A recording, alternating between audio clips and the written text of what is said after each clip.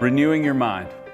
That phrase comes from Romans chapter 12, whenever Paul wrote this. Do not conform any longer to the pattern of this world, but be transformed by the renewing of your mind.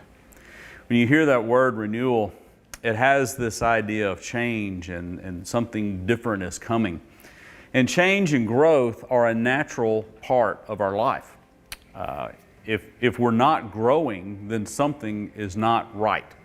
There's this failure to thrive syndrome going on. We know that if children or an infant is not growing and meeting certain developmental markers, then something is not right. You take a seed of any fruit or the seed of any vegetable, and it has within it everything in it it needs to become what it's supposed to be if the conditions are right. And if something does not happen, then because there was something outside of itself that is not right. As a human being, from the time conception happens, growth starts to take place. And when you look in the mirror at one age and then years later you look in the mirror, growth and change has happened because it's designed to be that way.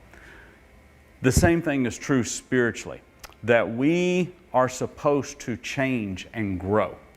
God expects us to change and grow, but not only does He expect us, He equips us to have that growth take place.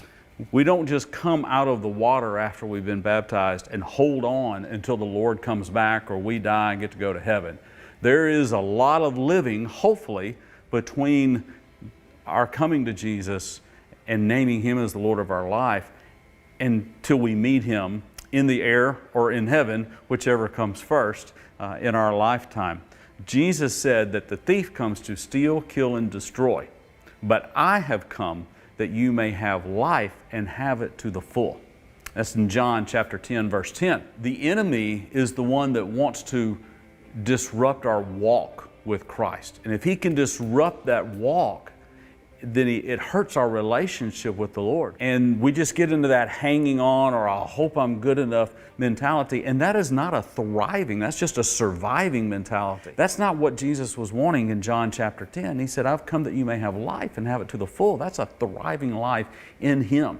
Now, we're not talking about prosperity gospel or anything like that, but we're talking about having the life that God wants you to have and what you are designed for.